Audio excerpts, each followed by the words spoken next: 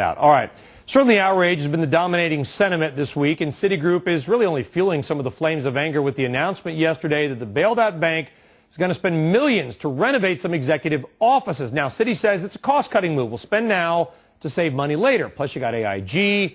They're not the only company bailed out or handed out bonuses. The government-backed mortgage lenders Fannie Mae and Freddie Mac saying they will be also cutting bonus checks after getting $50 billion in taxpayer money. Joining us now to talk more about all of this, Fox News Channel's Geraldo Rivera and Dr. Tom Borelli, portfolio manager at the Free Enterprise Action Fund. Tom, Geraldo, thank you both very much. Right. Great to be here. All right, Geraldo, everybody's mad.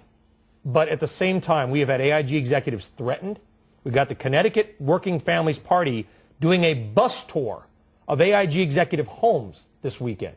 I mean, well, I have a mixed reaction, Brian. I think on the one hand, what Congress did yesterday in attempting to pass an ex post facto a levy against these bonuses. You think it's a bill of attainder? I think it is unconstitutional. Okay. I don't believe that you can. It's changing the rules after the act has been committed. I think it makes people feel good, but it also makes them look foolish because there are many lawyers in Congress. They understand ex post facto, the whole concept of due process. So that's really lame. On the other hand, once you become, in essence, a public employee, which I believe these AIG employees now are, or many of these other bailed-out banks, then I think your right of privacy is severely curtailed. You're no longer in the private sector where you're only answerable to your stockholders. You're now basically working for the taxpayer. The taxpayer is your shareholder, and if they want to give you your address in Greenwich, I don't think that's an unuseful exercise. Well, Dr. Tom, listen, the taxpayer is angry, and they're taking these busloads of people through then, but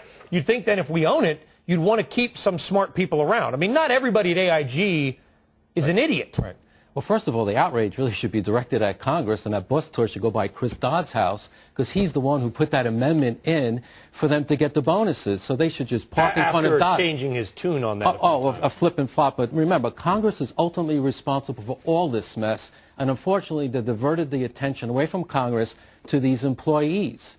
Congress is the ones responsible, and if we're not careful, they're going to be creating another bubble. But you must admit that there are many trillions of dollars that have been sucked out of the system by vampire capitalists not interested in creating wealth or creating jobs or being traditional capitalists in the sense that they make the country a better place. Right. These are people who just drained us dry with tricky deals. I had a neighbor who is not a particularly wealthy guy, and then one day I woke up and he's got a 200-foot yacht and a 25,000 square foot house. What happened? He gave me one word: derivatives. What the hell's a derivative? So those people, I believe, but you did say that. But really you did say the right word, though. Hold on, you said trillions, okay, and that's a good point because it has been, and we've pointed out that the AIG bonuses are being overly politicized. They are 1/10 of 1% of the total money put into just AIG, and if you go through all the bailouts, Geraldo, to the $10+ trillion, I don't think that's fractions. That's not significant. It's a populist move. My mother understands millions a lot better than my mother understands trillions. That's a good point. I don't even know what the numbers are too big, right? It's too big. I understand that $165 million is a lot of money. I don't care what the universe is. That's a lot of money. Right. Could help out a lot of public schools I know.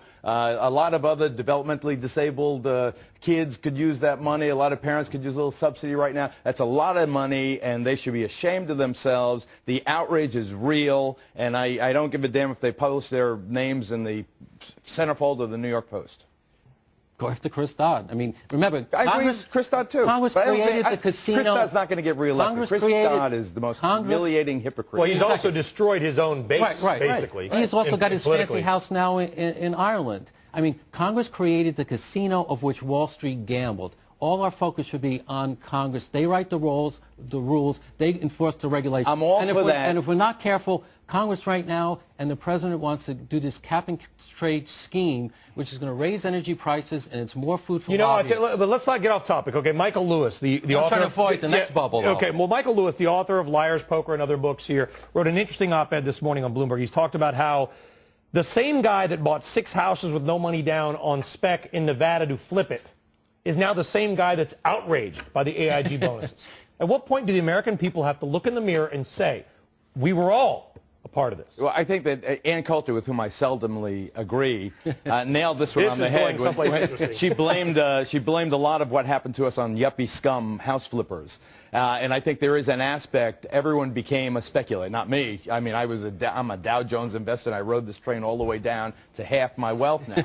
How do you really feel? How do you really feel? Mutual fund. I know how you feel. But there is no doubt but that this infection of get rich quick. I remember, when the dot-com thing happened. I owned a boxing gym on 57th Street and 6th Avenue. So my partner is an ex-Romanian light heavyweight champion. All of a sudden I say, what are you doing? He says, I'm a dot-com trader. I'm trading. And him and his wife are trading. That's what I knew. You had to get out of that dot-com stuff, because if my trainer is trading, then we've all got yesterday in the House, and you can comment on this, Tom, because yesterday in the House debate over this bill, if there was even a debate, really, Charlie Rangel, Democrat from New York, said, these people, talking about AIG, are getting away with murder, okay, and that they are using our money to destroy our communities.